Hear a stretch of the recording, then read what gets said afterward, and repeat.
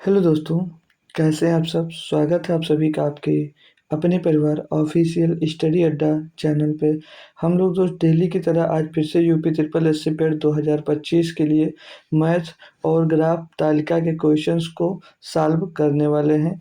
और हमारा जो प्रैक्टिस नंबर आज होने वाला है डियर, वो होने वाला है 5वां। ठीक है, अब तक हम इसके 4 प्रैक्टिस सॉल्व कर चुके हैं और बात करेंगे आपके UP triple S C PET के प्रीवियस ईयर पेपर की। तो हम लोग उसके जितने प्रैक्टिस सेट हुए थे, यानी कि जितने पेपर हुए थे पूरे 2021 में, ये आपका पेट स्टार्ट हुआ है। तो 2021 का और 22 का, फिर उसके बाद में 2023 का, और 2024 में नहीं हुआ था। तो 2021 में जो आपका पेपर हुआ था माय डियर, वो 2 सेट्स हुए थे, और 2022 में जो हुआ था उसमें 4 सेट हुए हैं, और 2023 में जो हुआ पेपर उसमें भाई भी 4 सेट हुए हैं। यानी कि टोटल अब तक इसके 10 प्रैक्टिस सेट बोले तो 10 पेपर ये यूपी ट्रिपल एस पेट अब तक करवाया है।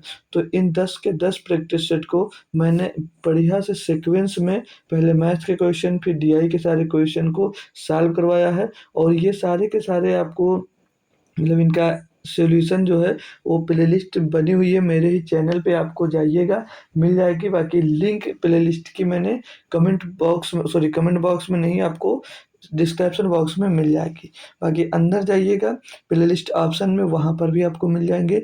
डीआई के बहुत सारे क्वेश्चन हमने अलग से करवा रखे हैं, और प्रीवियस ईयर पेपर भी मैंने अलग से ही सॉल्व करवा कर प्लेलिस्ट बना दी है। और अब हम जो प्रैक्टिस इस टाइम सॉल्व कर रहे हैं, ये नए नए एक्सपेक्टेड क्वेश्चन हैं जो आपके एग्जाम्स में, आने वाले एग्जाम्स में बन सकते हैं।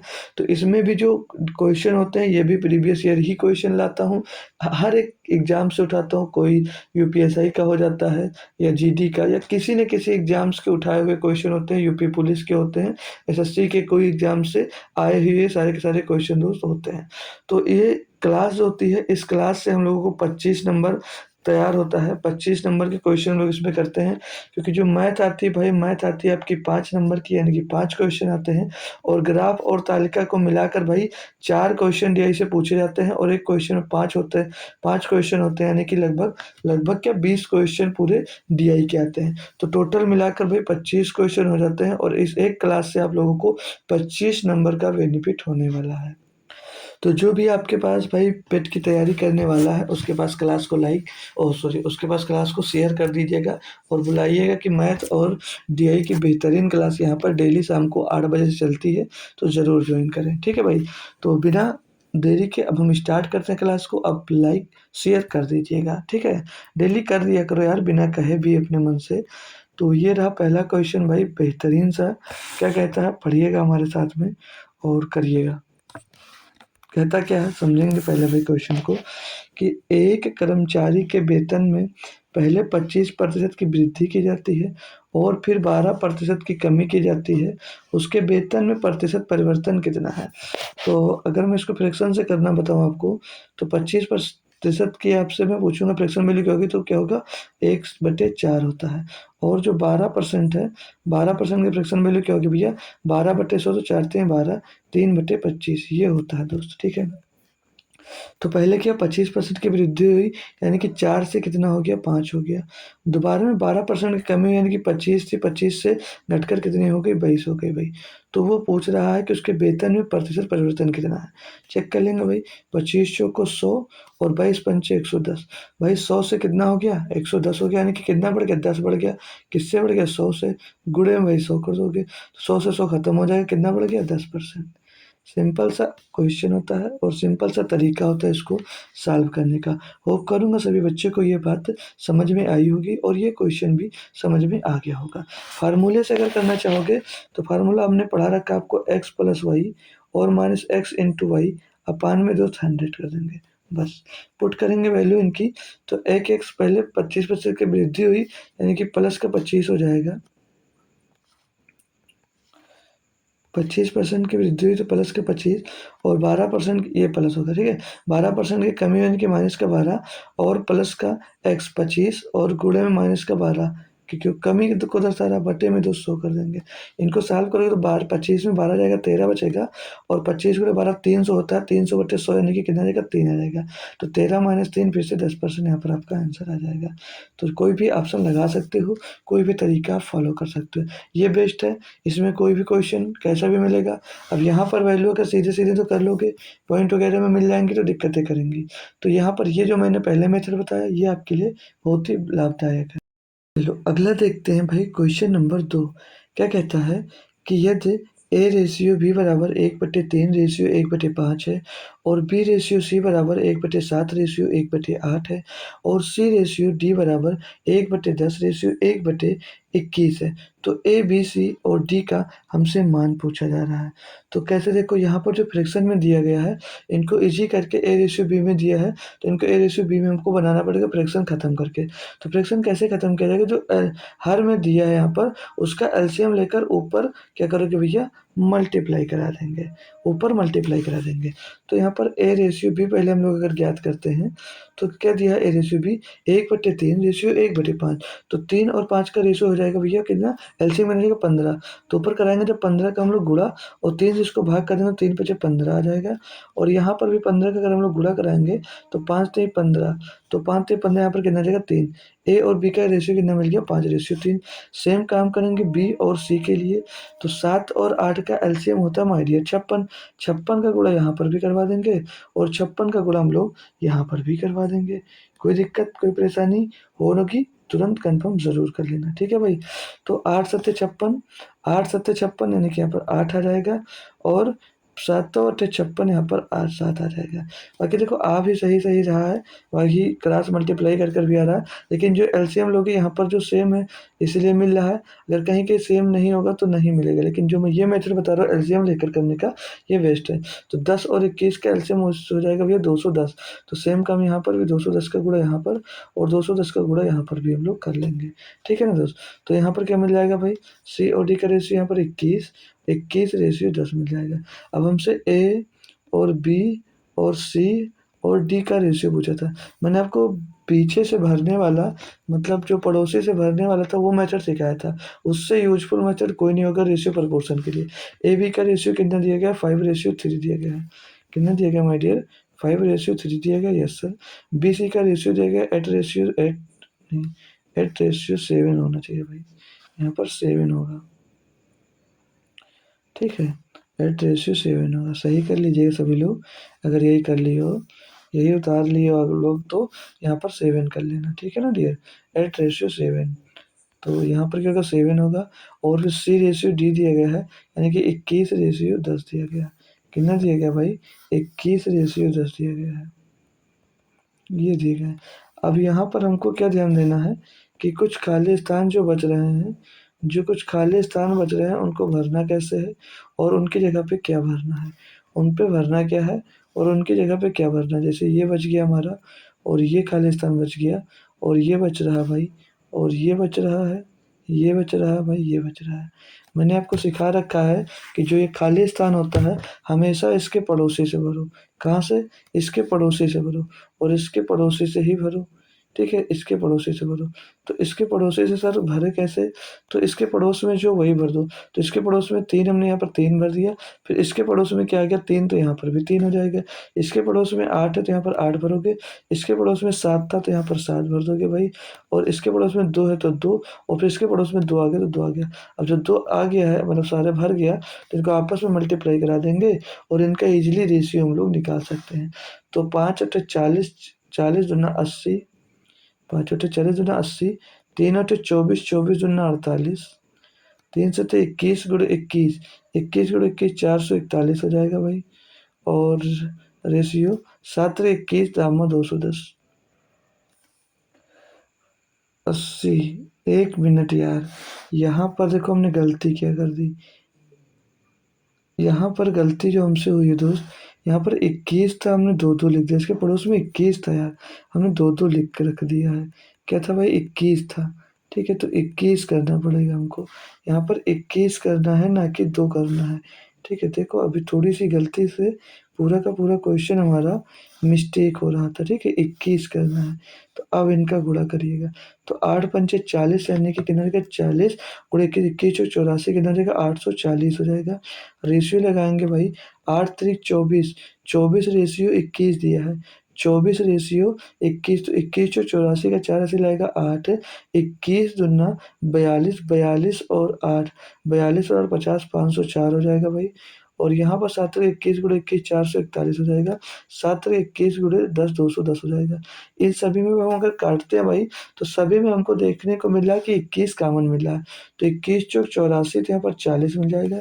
21 दूना 42 और 21 दूना 42 21 चौक 84 21 21 हम 441 21 धामा 210 भाई मिला 40 24 21 10 40 24 21 10 ऑप्शन नंबर बी में हमारा दोस्त देखने को आपको मिल रहा है। रेशियो प्रोपोर्शन का एक बेहतरीन क्वेश्चन था। होप करूँगा सभी बच्चों को क्वेश्चन समझ में आया होगा। ऐसा क्वेश्चन मिलेगा भी तब आप लोग करने में सक्षम है, ठीक है भाई। अर्थमेटिक के 5 क्वेश्चन जो मिलने वाले हैं बेहतरीन मिलने वाले हैं और बेहतरीन तरीके से आप लोगों को समझाया भी जा रहा है कि ऐसा क्वेश्चन मिलता है तब आप लोग करने में इसको सक्षम है, ठीक है। अगला क्वेश्चन देखिएगा क्या दिया है कि 22 विद्यार्थियों की एक कक्षा का औसत भार कितना है 42 किलोग्राम है। यदि कक्षा में 33 किलोग्राम और 39 किलोग्राम भार के 2 नए विद्यार्थी शामिल हो जाते हैं तो 24 विद्यार्थियों का नवा औसत क्या है भाई। सिंपल सा क्वेश्चन, इसमें तो कुछ है भी नहीं। तो 22 विद्यार्थियों का जो औसत भार है 42 किलोग्राम दिया गया है। तो हम लोग इनका अगर योग निकालना चाहें तो क्या होता है जो औसत होता है उसको अगर हम संख्या से गुणा करवा देते हैं तो हमको योग मिल जाता है। तो 22 गुणे 42 तो 22 गुणे 44 का 4 ऐसे आ जाएगा 4 22 चौक 88 और 4 92 924 क्या आ जाएगा भैया इनका योग आ जाएगा। अब एक 33 किलो का एक विद्यार्थी और शामिल होता है और एक 39 किलो का विद्यार्थी शामिल होता है। तो इनका टोटल योग देखेंगे कितना होगा। तो 9 और 3 12 और 4 16 का 6 हासिल आएगा 1 और 1 और 1 और 2 3 हो जाएगा। 3 3 6 और 3 9 हो जाएगा और यहाँ पर 9 9 पहले से हाँ 9 तो कितना रहेगा 996 कितना रहेगा ये 996 हो जाएगा। अब ये कितने लोग कितने हो गए पहले 22 थे 2 लोग और आ गए यानी कितने हो गए 24। तो पूछा ये जा रहा था कि अब औसत उनका जो औसत भार है कितना होगा। तो 24 से इनको डिवाइड कर देंगे। तो 24 चौको 96 24 चौको 96 बचा 3 हो गया 36 24 से करना 24 बचा 12 हो गया 120 24 पंचे 120 तो 41.5 किलोग्राम क्या हो जाएगा उनका अब का औसत भार हो जाएगा। कोई दिक्कत कोई समस्या है माय डियर फ्रेंड्स तो आप लोग बोलिएगा। होप करूँगा समझ में आ गया होगा। नॉर्मल सा एक औसत का एवरेज का क्वेश्चन था आपने कर लिया होगा भाई। अगला क्वेश्चन क्या कहता है कि क्वेश्चन नंबर 4 बोला जा रहा है कि व्यक्ति ए 90 मिनट में किसी कार्य को पूरा कर सकता है, ठीक है, जबकि व्यक्ति बी को वही काम पूरा करने में 54 मिनट लगते हैं। दोनों एक साथ मिलकर पूरे कार्य को करने में कितना समय लेंगे। ए है कोई काम को पूरा करने में 90 मिनट का समय ले रहा है और जो बी है वही कोई उसी काम को पूरा करने में ए जो है वो उसी काम को पूरा करने में 54 मिनट का समय ले रहा है। अब हम इन दोनों से क्या करेंगे इनसे पूरा टोटल कार्य निकाल लेंगे कि कितना कार्य है होगा। तो 90 और 54 में कॉमन होता है भाई 18। तो 18 तेईस 54 18 पंचे 90 तो 90 उठाएंगे 3 से गुणा करेंगे 270 ये आ गया टोटल इनका वर्क। अब यहाँ से इनकी एफिशिएंसी निकाल लेंगे। तो 9 त्रिक 27 और 54 पंचे 170 यानी कि इनकी पर मिनट क्या आ गया भैया 1 मिनट में कितना काम करते हैं ये हमको क्षमता इनकी पता चल गई एफिशिएंसी पता चल गई। तो वो पूछा जा रहा है कि दोनों एक साथ मिलकर पूरे कार्य को कितने समय में कर लेंगे। तो जब दोनों एक साथ मिल जाते हैं तो कितना काम करते हैं 1 मिनट में 8 काम करेंगे। 5 और 3 कितना 8 काम करेंगे। टोटल काम उनको करना 270 टोटल काम उनको करना 270 8 से कर देंगे डिवाइड मेरे दोस्त। तो 8 त्रिक 24 8 तिहाई 8 त्रिक 24 24 का 8 त्रिक 24 हासिल आ जाएगा भैया आपके पास कितना 3 हो जाएगा 30 हो जाएगा 30। तो 8 त्रिक 24 8 चौक 32 नहीं जाएगा 8 त्रिक 24 फिर से आ जाएगा। फिर बचेगा भैया आपके पास 6 फिर बचेगा आपके पास 6 हो जाएगा 60 पॉइंट लगाएंगे 8 सते 56 कितना आएगा 8 सते 56 पॉइंट लगाएंगे फिर से 8 पंचे 40। अब ये 33.75 आया है 33.75 आया है। अब आंसर मैच नहीं हो रहा बिल्कुल नहीं होगा दोस्त। 8 त्रिक 24 बचा 3 हो गया 30 8 त्रिक 24 बचा 6 हो गया 60 8 से 56, 845। अब ये जो आया है ये 33.75 मिनट आया है, लेकिन यहाँ पर क्वेश्चन में तो आपको क्या दिया है, क्वेश्चन में सर हमको सेकंड में भी दिया गया है आंसर। तो 75 में हम लोग अगर 60 का क्या कर देंगे भैया, तो यहाँ पर ये 33 मिनट हो गया आपका। क्या हो गया, 33 मिनट। 0.75 को सेकंड में चेंज करना है, तो कैसे गुणा कर देंगे, 60 का गुणा करवा दीजिएगा।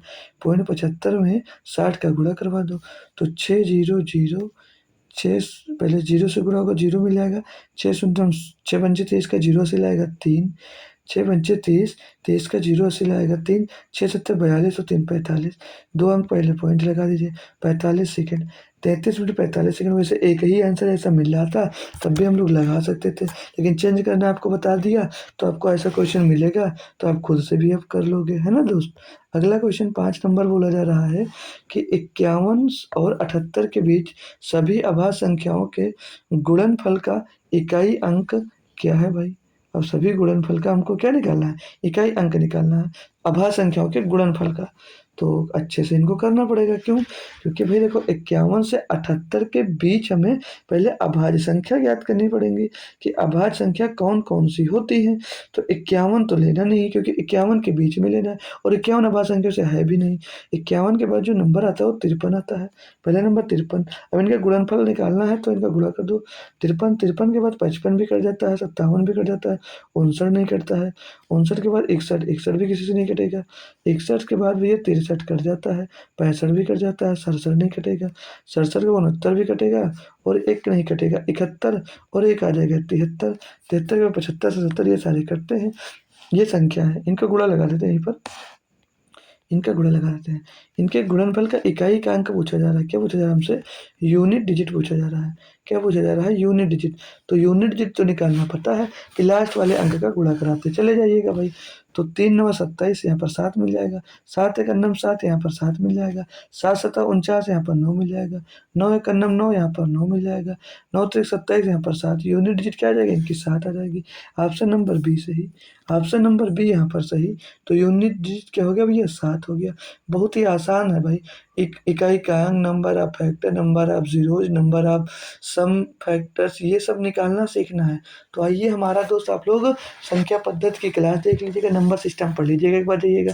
जीडी के लिए मैंने पढ़ा रखा है, ग्रुप डी के लिए मैंने पढ़ा रखा है, एनटीपीसी के लिए पढ़ा रखा है। देखिएगा भाई, एक बार देख लोगे नंबर सिस्टम से कोई भी क्वेश्चन आपको कभी भी मिलेगा, आप लोग हमेशा उसको कर पाओगे, ठीक है भाई। तो अर्थमेटिक के हमने 5 क्वेश्चन कंप्लीट कर लिए। होप करूंगा 5 के 5 क्वेश्चन लाजवाब थे, और आपको सारे अच्छे से अच्छे तरीके से वो सारे के सारे समझ में आ गए होंगे। तो अब मैं चलता हूँ भाई आपको डीआई की तरफ लेकर।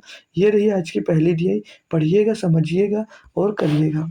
क्या दिया है कि निर्देश 6 से 10 तक दिए गए दंड आरेख का अध्ययन कीजिए और नीचे दिए गए प्रश्नों के उत्तर दीजिएगा।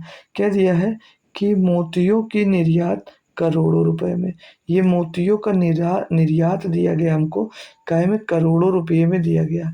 ये वर्ष दिया गया 2013, 14, 15, 16, 17, 18 और 19, ये साल दिए गए हमको। ठीक है, यहाँ तक कोई समस्या, कोई दिक्कत, कोई परेशानी?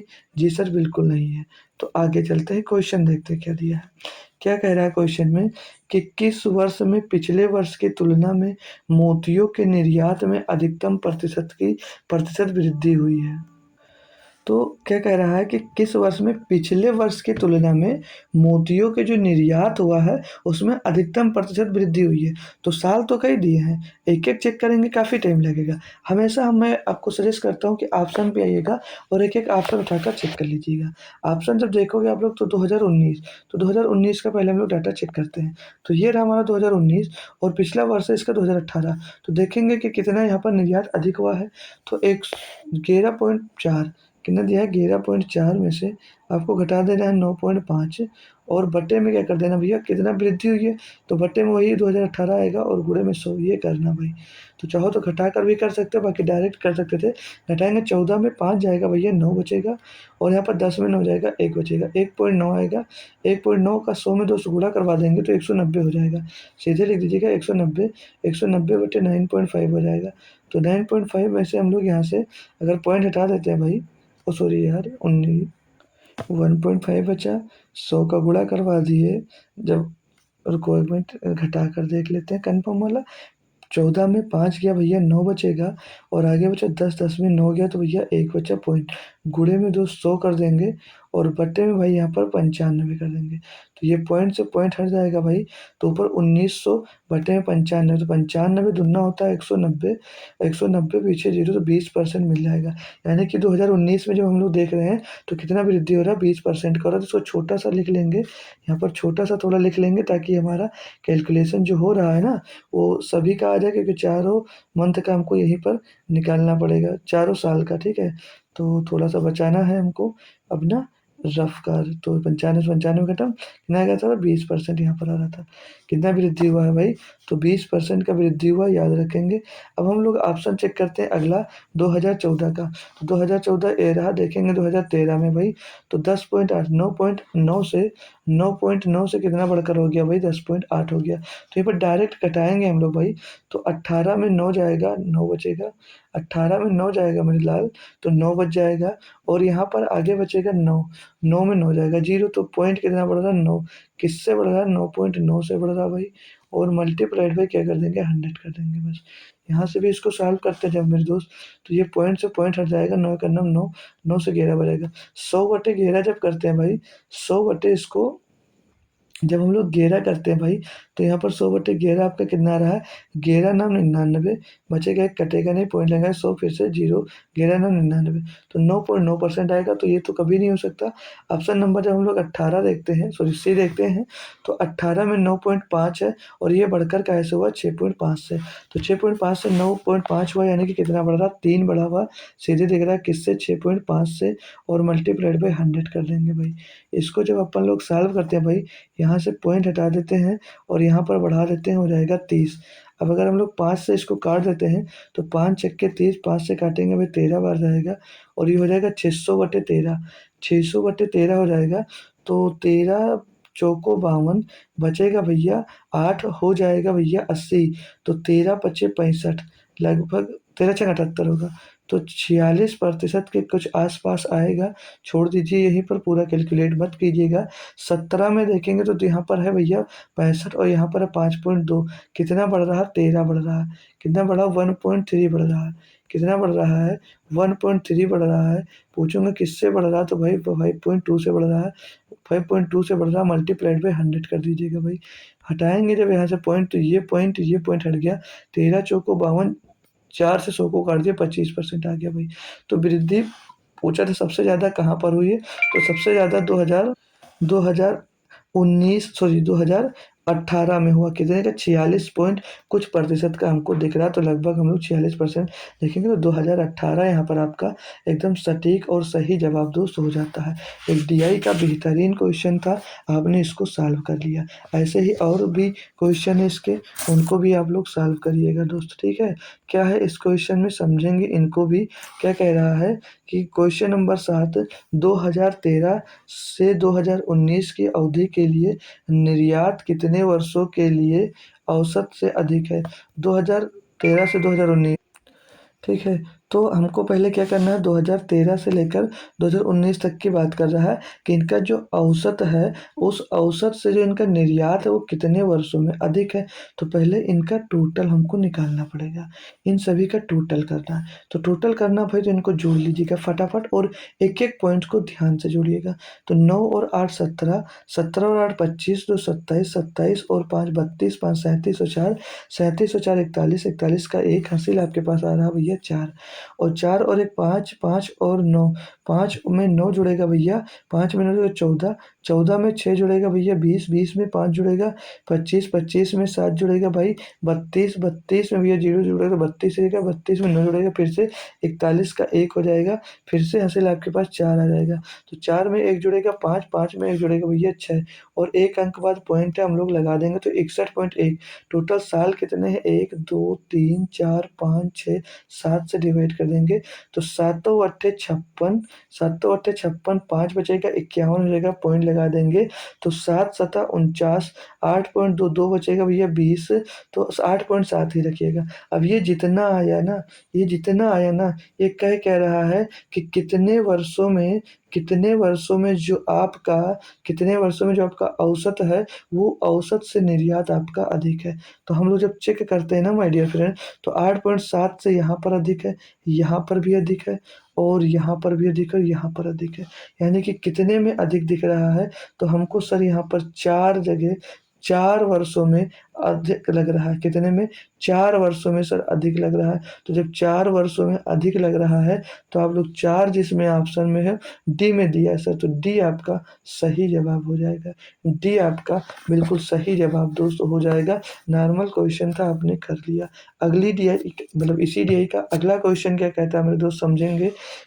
ये आप तो इसमें आपसे कह ये रहा है कि जिस रेशियो में 2017 से 18 में वृद्धि हुई है, उसी रेशियो से 2019 में 19 से 20 में रेशियो हुआ है। मतलब जितना वृद्धि यहाँ पर हुआ है, उतना ही वृद्धि 2019 में होगा 20 के लिए भाई। और यहाँ पर 2019 मेंशन नहीं किया, ये खुद से सोचना पड़ेगा भाई। और यही आपका डीआई है जो आपको सोचने पे मजबूर करेगा। इतना आपको खुद से सोचने की ज़रूरत है, तभी आप लोग क्वेश्चन को सही कर पाओगे, ठीक है। तो 2017 से आप लोग जब 18 में देखते हैं, 2017 से 2018 में आप लोग देखोगे, तो कितने की वृद्धि हुई भाई? 6.5 से बढ़कर कितना हो गया? 9.5, यानी कि कितने की वृद्धि होगी? 3 करोड़ की वृद्धि। कितने की वृद्धि हो रही भाई?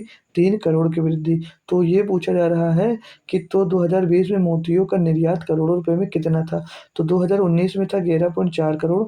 तो 3 करोड़ यहाँ पर भी वृद्धि होगा, क्योंकि यहाँ पर बोला गया कि 2017 से जिस अनुपात देखो ना, 2017 से 18 के समान ही वृद्धि देखी गई है 2000, ठीक है। तो 3 करोड़ की वृद्धि यहाँ पर भी होगी, तो जोड़ेंगे कितना हो जाएगा? 14.4 करोड़ का। कितना हो जाएगा? 14.4 करोड़। ऑप्शन नंबर भाई आपका डी एकदम 100% सही जवाब दोस्तों हो जाता है। अच्छा सा और लाजवाब सा क्वेश्चन था। होप करूंगा आप लोग क्लियरली समझ गए होंगे। दोनों 9 नंबर क्वेश्चन कहता है कि कुल निर्यात और औसत निर्यात के बीच क्या अंतर है? कुल निर्यात कितना आएगा?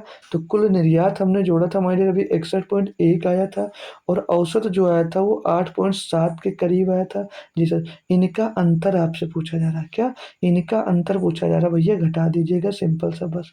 ये याद है, नहीं याद है तो एक बार इनका टोटल कर लीजिएगा, और फिर औसत निकालने के लिए इनके नंबर से इनको डिवाइड कर दीजिएगा। तो ये टोटल आएगा और ये इनका औसत आएगा। घटाएंगे भाई, 11 में 7 जाएगा 4, 10 में 8 जाएगा 2, और 5 का 5, 52.4 दिया अंतर भैया। ऑप्शन नंबर ए आपका बिल्कुल सटीक और सही जवाब हो जाता है। होप करूँगा सभी भाइयों को क्वेश्चन समझ में आ गया होगा। कोई दिक्कत है, कोई परेशानी है तो पूछ लीजिएगा, तो आसान सा था भाई। अगला क्या कहता है? औसत निर्यात अधिकतम निर्यात का लगभग कितना प्रतिशत है? जो औसत निर्यात आपका आया है, जितना औसत आपका निर्यात है, वो अधिकतम निर्यात का कितने प्रतिशत है? तो यहाँ पर आप लोग देखो कि औसत निर्यात तो आपका 8.7% है। जो औसत निर्यात है, एवरेज एवरेज जो आपका एवरेज एक्सपोर्ट्स है, वो कितना है? 8.7 है। 8.7 आया था। तो जो ये है, ये बोला जा रहा है कुल, मतलब सॉरी, जो इसमें सबसे अधिकतम निर्यात है, उसका ये कितना प्रतिशत है? तो इसमें अधिकतम निर्यात हम लोग जब देखते हैं, तो 2019 में है 11.4। तो ये 11.4 का कितने प्रतिशत है, ये पूछा जा रहा है। सिंपल सा, और कुछ नहीं माय डियर फ्रेंड्स, बस। तो इनको सॉल्व कर लीजिएगा भाई, इनको सॉल्व कर लीजिएगा। तो ये काहे से कटेगा? ये 29, 29 से कट गया। 29 से तो नहीं कटेगा, 3 से तो कट ही रहा होगा। 3 से एक बार कट जाएगा, काट लीजिएगा। पॉइंट से पॉइंट पहले हटा दीजिएगा। 3 से काटेंगे, 3 दूनी 6, 3 नम 27। 3 से काटेंगे, 3 त्रिका 9, 3 उठे 24। तो 2900/38, 2900/38 को भाग कर दीजिएगा। बाकी 2 से भी कट जाता है एक बार, 2 से काट लेंगे ना। चलो का भाग करो सीधे 38 से इसको। तो क्या मिलेगा भाई? 38 पंचे 190, 38 दूना 76, लगभग 7 बार जाएगा ये। लगभग कितनी बार? 7 बार जाएगा। 7 के टर्म में 3 आंसर है। तो 7×8 56 के 6 हासिल आएगा 5, 7×21 और 5 26 हो जाएगा। घटाएंगे भाई 4, यहाँ पर बचेगा 3, 3 नहीं 2 बचेगा, क्योंकि एक उधर हासिल दे दोगे। और यहाँ पर हो जाएगा 0, 240। अब लगभग 6 बार चला जाएगा और 76 के टर्म में एक आंसर है, तो 76.31% आप लोग लगा दीजिएगा। पूरा कैलकुलेशन करने की माय डियर फ्रेंड्स कोई आवश्यकता मेरे अकॉर्डिंग नहीं है। तो हम लोगों ने एक डीआई कंप्लीट कर ली। होप करूँगा सभी बच्चों को डीआई ये समझ में आ गई होगी। अच्छी सी डीआई थी, थोड़ी सी कैलकुलेटिव कह सकते हैं क्योंकि हमारा से कैलकुलेशन करवाया है। ठीक है, अगला क्वेश्चन दिया है डीआई का।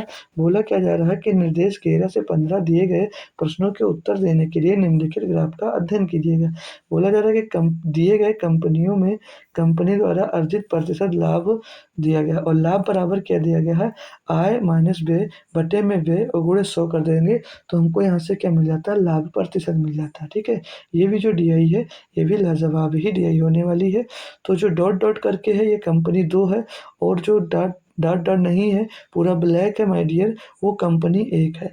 इसके पहले क्वेश्चन की बात करेंगे। यहाँ पर ईयर्स दिए गए हैं 10, 11, 12, 13, 14, 15, 5 साल दिया गया है। क्वेश्चन में क्या कह रहा है समझेंगे पहले।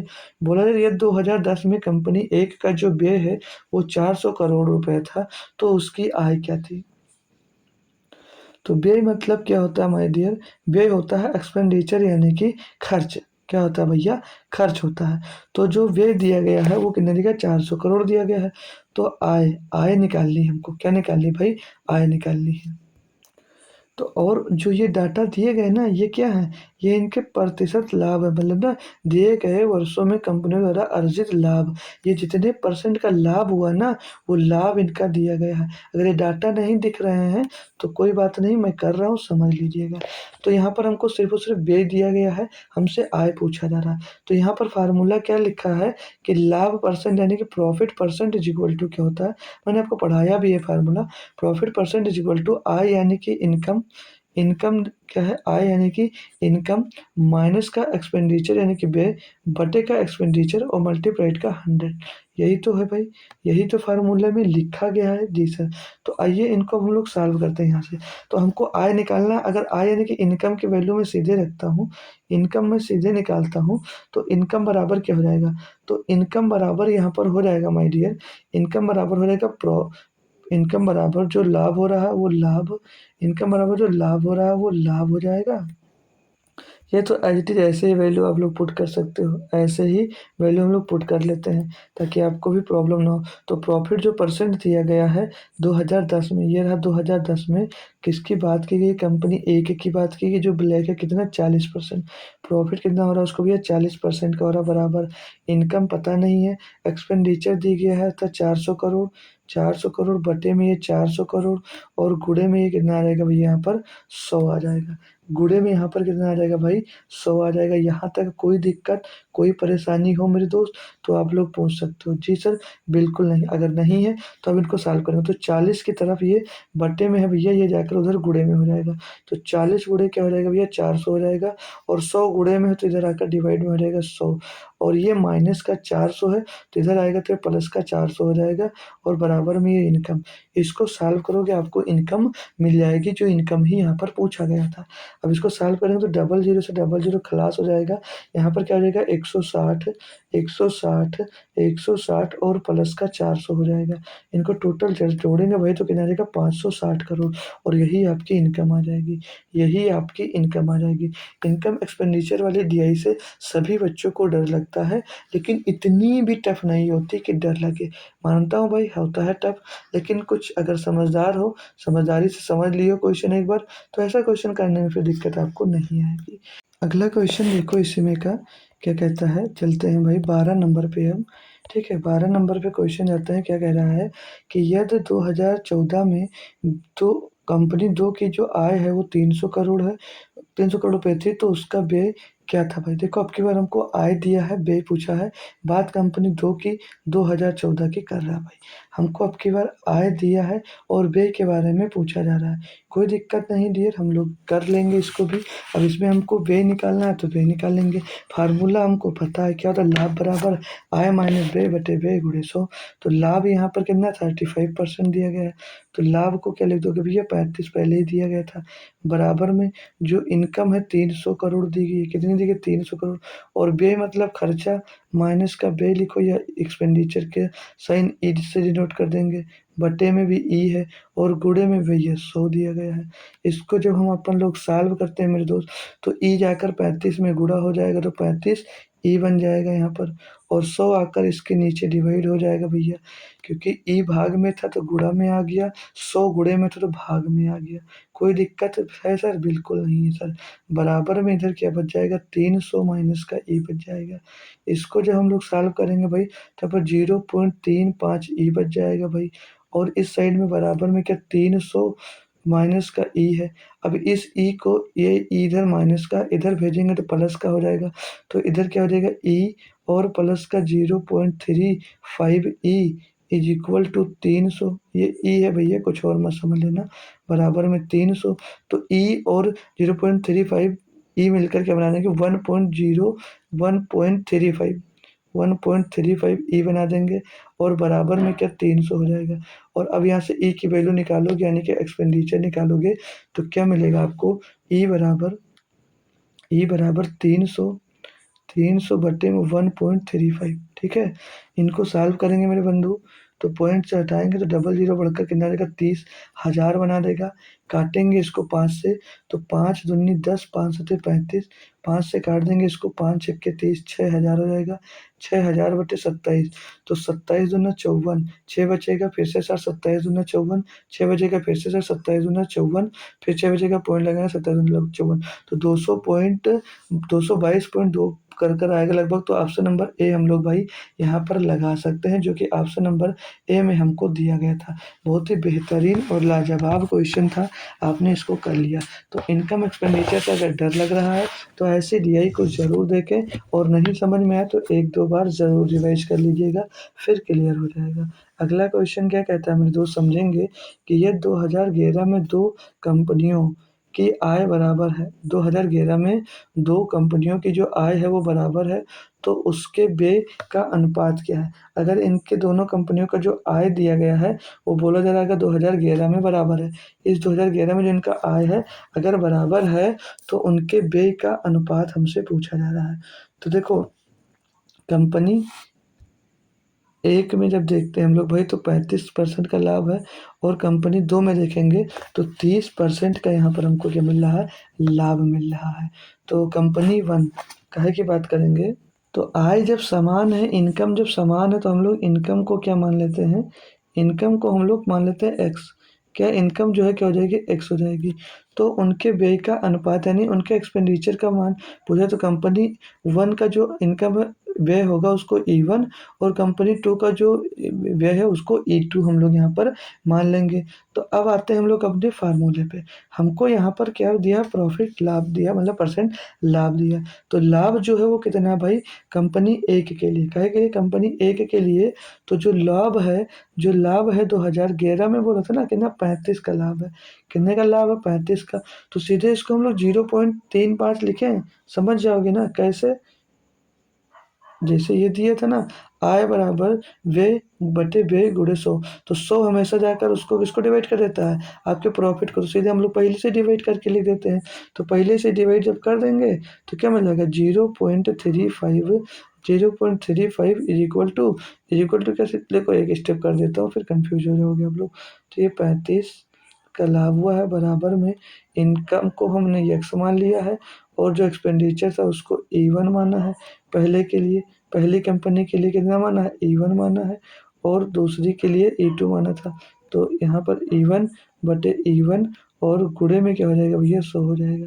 अब इनकी वैल्यू रख के, यानी इनको जब सॉल्व करते हैं यहाँ से, तो हमको क्या मिल जाता है, हमको यहाँ से भाई एक्स बटे ई वन की अगर मैं डायरेक्ट वैल्यू निकालूंगा, तो 100 आकर नीचे इसको जब डिवाइड किया, तो 0 पॉइंट क्या बन गया, 0.135 बन गया, 0.35 बन गया, और 0.35 ई बन जाएगा, ई वन।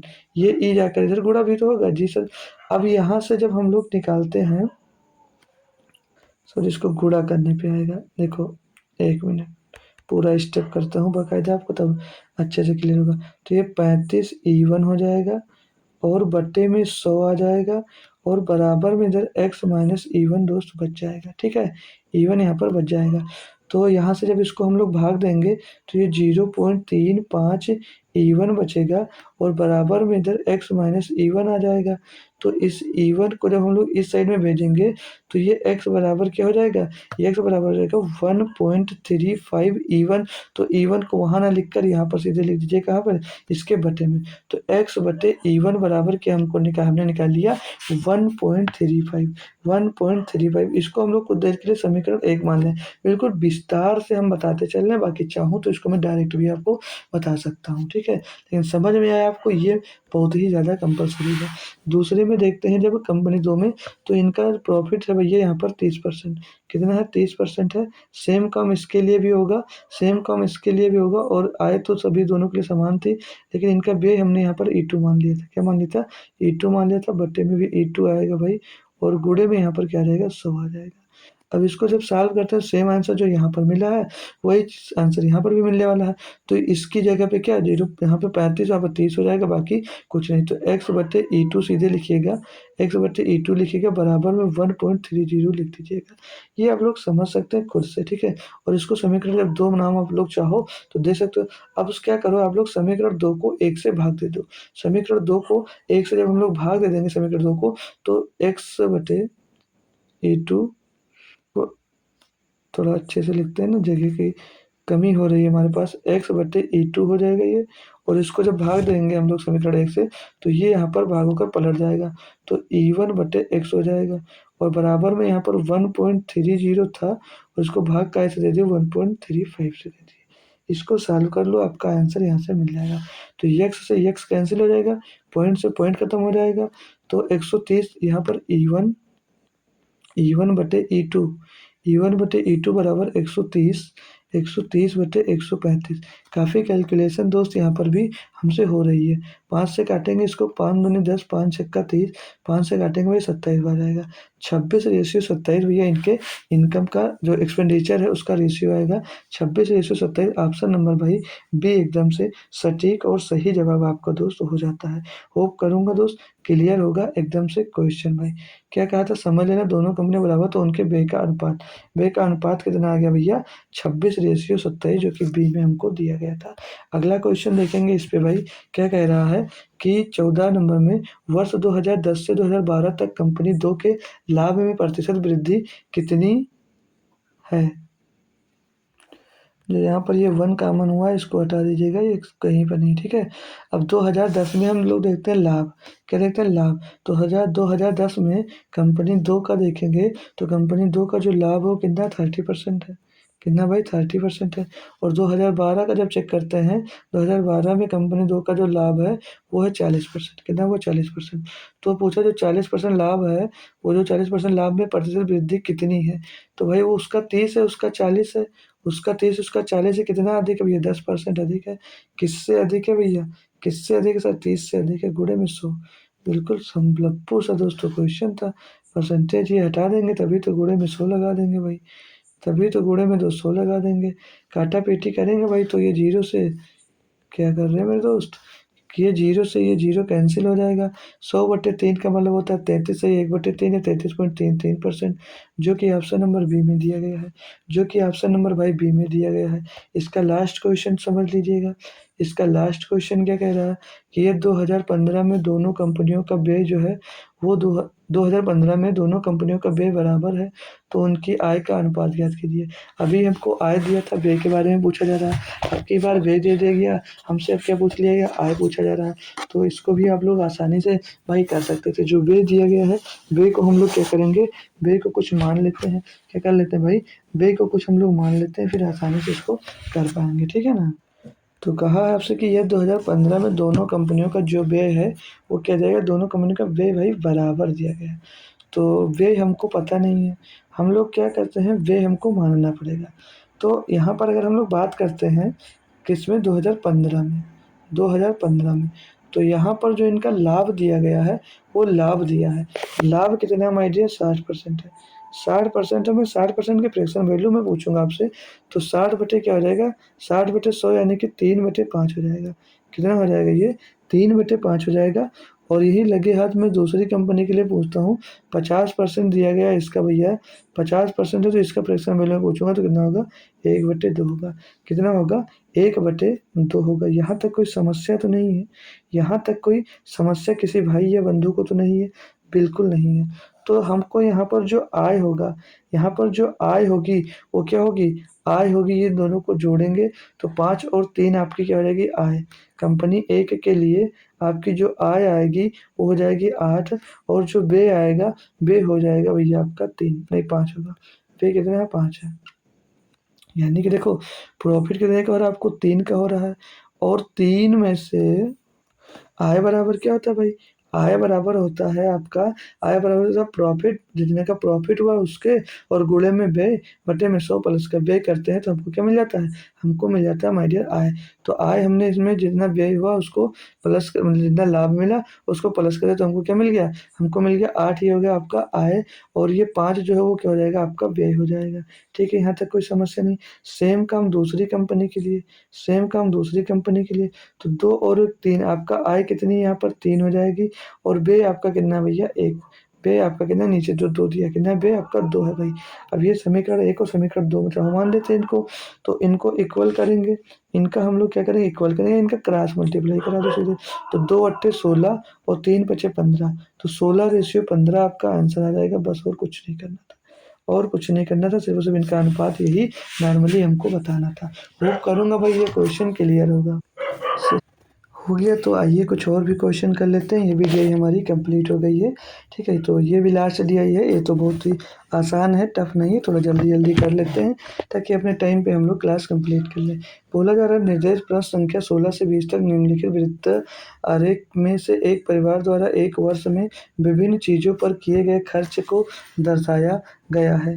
इस वृत्त का अध्ययन करें, करके प्रश्नों के उत्तर दीजिएगा। क्या दिया गया इसमें, आवास का रख रखाव पे खर्च दिया गया, भोजन पे खर्च दिया, दवाएं, मनोरंजन, कपड़े, बच्चों की शिक्षा, ये सब खर्चे यहाँ पर दोस्त दिए गए हैं। ठीक है, बाकी इसमें कुछ नहीं है। तो आइए इन पर क्वेश्चन क्या दिया है वो हम लोग पढ़ेंगे। मैं इससे पहले एक बात बता देता हूँ, यहाँ पर जो परसेंटेज में अगर आएगा तो ये जो टोटल आएगा कितने, 100% में आएगा। अगर डिग्री में आएगा तो 360 डिग्री पे आएगा। और अगर यहाँ पर पूछा जाए कि 1% बराबर कितना होता है, तो 100% बराबर जो होता है यहाँ पर वो 360 डिग्री होता है। कितना, 360 डिग्री, यानी कि 100% बराबर 360 डिग्री होता है। तो 1% अगर मान पूछा जाएगा तो 3.6 डिग्री हो जाएगा। कितना रहेगा, 3.6 डिग्री, यानी कि 1% बराबर कितना होता है, 3.6 डिग्री होता है। ये याद रखिएगा, ऐसा क्वेश्चन अगर मिलता है तो डायरेक्ट इनको यूज कर सकते हैं, पूरा का गुणा भाग करने की जरूरत नहीं पड़ेगी। हमें याद है अगर 1% बराबर कितना 3.6 डिग्री होता है, तो हो सकता है क्वेश्चन में मिल जाए ऐसा। तो क्या कह रहा है इस क्वेश्चन में कि यदि कपड़े खरीदने और आवास के रख रखाव के खर्च का जो अंतर है वो 1500 रुपये है, तो आवास के रख रखाव पर उन्होंने कितना खर्चा किया था। तो क्या बोला जा रहा है यार, कपड़े, कपड़े भैया कितना, 12.5%। कपड़े कितने हैं भाई, 12.5%। और रख रखाव, रख रखाव यानी आवास के रख रखाव, तो आवास के रख रखाव कितने भैया, 10%। तो कपड़े हैं आपके 12.5%, इसको मैं 12.5 ऐसे लिख देता हूँ, 12.5%। और का आवास के रख रखाव भी कितना है भैया, 10% है। इनके बीच का जो अंतर है वो कितना है, 1500। और यहाँ पर कितने परसेंट का अंतर आ रहा है, 2.5% का। अब जो 2.5% का अंतर है किसके बराबर है भाई, 1500 के बराबर है। किसके बराबर, 1500 के बराबर है। तो आपसे ये पूछा जा रहा है, तो आवास के रख रखाव पर उन्होंने कितना खर्चा किया था, कितना खर्चा किया था भाई, आवास का रख रखाव कितना, 10% है। तो 10% की वैल्यू हमसे पूछी जा रही है, 10% की वैल्यू पूछी जा रही है भाई। ये इसका 4 गुना, तो इसका भी ये 4 गुना होगा, 15 चौको 60, 6000 भाई। कितना होगा भाई, 6000, इसका 4 गुना है।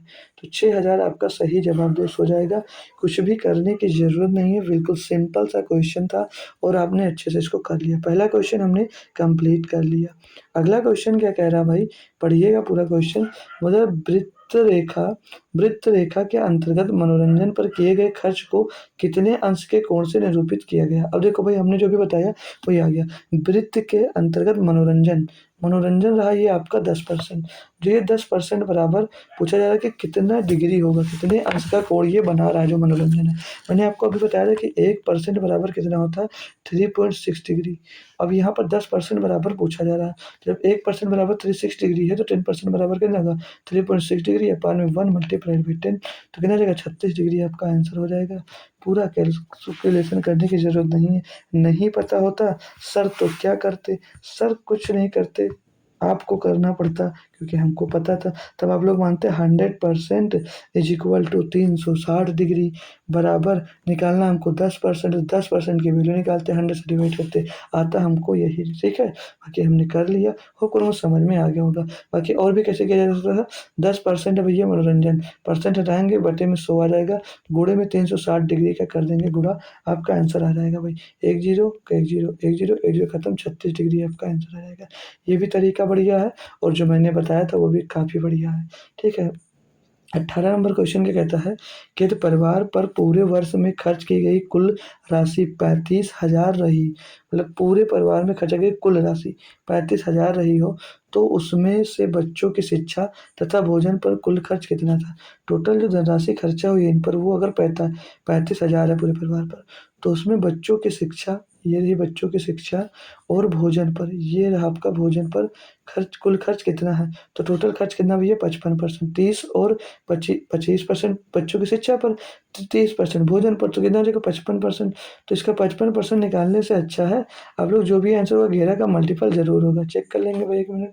तो 3 और 9 5 14, 14 माइनस 3 11, ये हो सकता है भाई।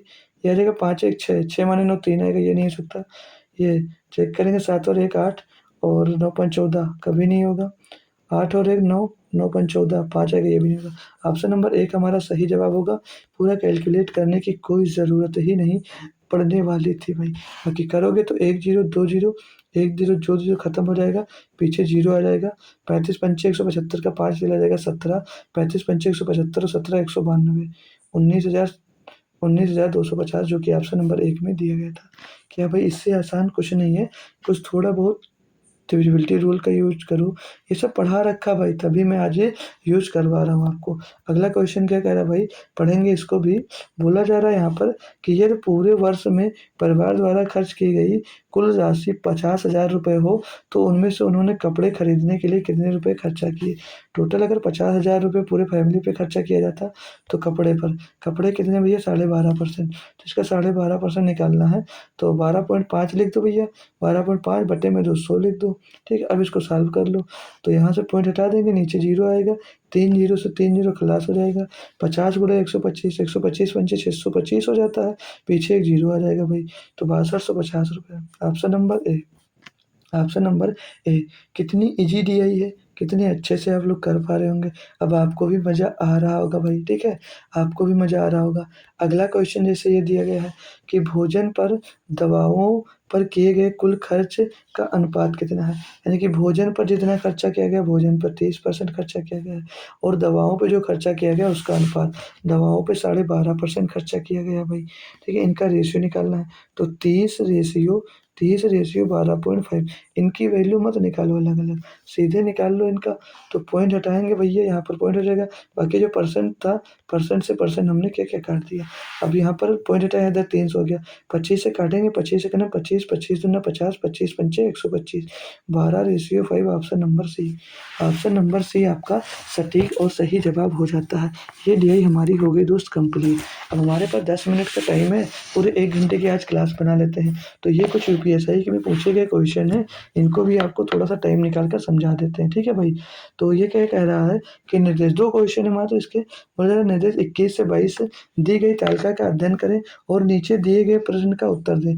तालिका 2001 से 2005 में 5 से विभिन्न कंपनियों PQRST करोड़ों इकाइयों में द्वारा निर्मित विभिन्न स्वास्थ्य पेय पेय के उत्पादन का प्रतिनिधित्व करता है। ये ईयर इस साइड में ईयर दिए गए हैं और इधर कंपनी दी गई है PQRST, और इनके जो production of different health drinks, यानी कि जो ड्रिंक बना रहे हैं भाई वो सभी सभी अलग अलग है, उनका दिया गया है, ठीक है।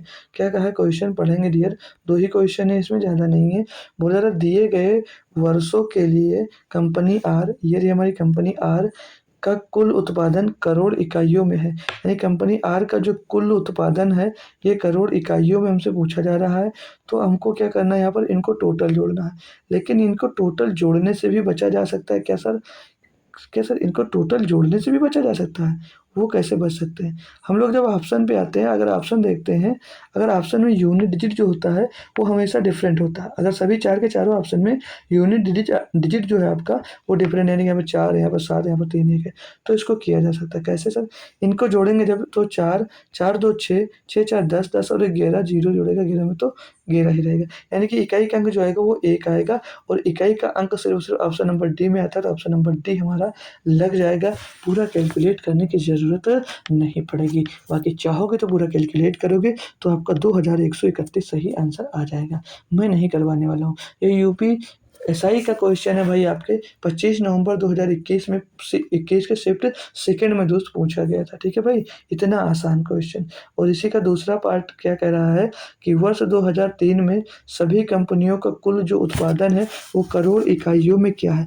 अब यहाँ पर भी इसको देखो, कंपनी 2003 की बात कर रहा है, यानी इनका टोटल की बात कर रहा है, इसकी टोटल की बात कर रहा है कि टोटल जो कुल उत्पादन है। चेक कर लो भैया, फिर से हमको यूनिट डिजिट वाला खेला करा गया, क्योंकि ऑप्शन फिर से डिफरेंट है। जोड़ लो इनको, इनको फिर से जोड़ लो भैया। तो 0 0 4 9 4 13 का 3 यूनिट डिजिट जो बन रहा 3, और 3 है सिर्फ और सिर्फ एक ही ऑप्शन में, ऑप्शन नंबर सी में। तो ऑप्शन नंबर सी हमारा सही जवाब हो जाएगा। 2 के 2 क्वेश्चन मात्र आप लोग 1 मिनट के टाइम में भाई कर सकते थे। होप करूंगा भाई दोनों क्वेश्चन क्लियर। 2 क्वेश्चन और दिए गए हैं, ये भी सेम टाइप से मैं करवाने वाला हूँ। क्या कह रहा है क्वेश्चन कि निर्देश 23-24 प्रश्न संख्या 23-24 तालिका का अध्ययन करें और दिए गए प्रश्न का उत्तर दें। लगातार 4 वर्षों में 5 अलग अलग कंपनियों द्वारा बेची गई कांचीपुरम सिल्क और कपास कॉटन साड़ियों की संख्या दी गई है हमको। तो कौन कौन सी साड़ियाँ भाई? 4 वर्षों में 5 अलग अलग कंपनियाँ, A B C D E, ये 5 कंपनियाँ हो गई। और ये वर्ष दिए गए हैं 2013 14 15 और 16। यहाँ पर जो कांचीपुरम सिल्क और कपास कॉटन साड़ियों की संख्या दी गई है, यानी कि कहे की दी गई है भैया, कांचीपुरम की, सिल्क की और कपास की साड़ी दी गई है। तो चलते हैं इन पर बेस्ड क्वेश्चन क्या कहता है देख लेते हैं। यहाँ पर भी ये क्या कह रहा है क्वेश्चन कि क्वेश्चन नंबर 23, 2013 2014 और 2015 में तीनों में मिलाकर कंपनी ई द्वारा बेची जाने वाली कांचीपुरम सिल्क और कॉटन साड़ियों का औसत संख्या यहाँ पर क्या है? तो ये 3 कंपनियों 2013 14 और 15 में ई द्वारा बोला गया है। इसको ई द्वारा जोड़ लेंगे हम, इनको जोड़ेंगे भाई, तो क्या मिलेगा भाई कि 1908, तो 3 8 2 10, 10 और 0 तो 0, हंसी लाएगा 1, 7 1 8, 8 और 9, 8 और 9, एक मिनट फिर से जोड़ेंगे, 6 6 में भैया 1 जोड़ेंगे 7, 7 और 9 16, 16 के 0 है तो 0 के यहाँ पर 6 ही हो जाएगा, हंसी लगाए फिर से 1, 9 और 1 10, 10 6 16, 16 और 1 17, 17 का 7, हंसी लगाएगा 1, 1 1 2 और 1 3 और 2 5, किनारा 5 5760। इसको भैया औसत पूछा तो 3 का बोला था, 3 कंपनी का, 3 से डिवाइड कर देंगे भाई, 3 से डिवाइड करेंगे कितना आएगा, 3 एक नम 3, 3 9 27, 3 दूनी 6, 1920 इनका औसत मिल जाएगा, ऑप्शन नंबर सी। 1920 इनका औसत मिल जाएगा, ऑप्शन नंबर सी। क्वेश्चन ये कंप्लीट। क्वेश्चन नंबर इसका लास्ट देखेंगे, इस क्लास का लास्ट क्वेश्चन 24 नंबर क्वेश्चन कि वर्ष 2014 में कंपनी ए और ई दोनों के द्वारा बेची गई कांचीपुरम सिल्क और कॉटन साड़ियों की कुल संख्या की तुलना में उसी वर्ष में कंपनी बी डी दोनों के द्वारा मिलाकर बेची गई कांचीपुरम सिल्क और कॉटन साड़ियों की कुल संख्या का अनुपात कितना है?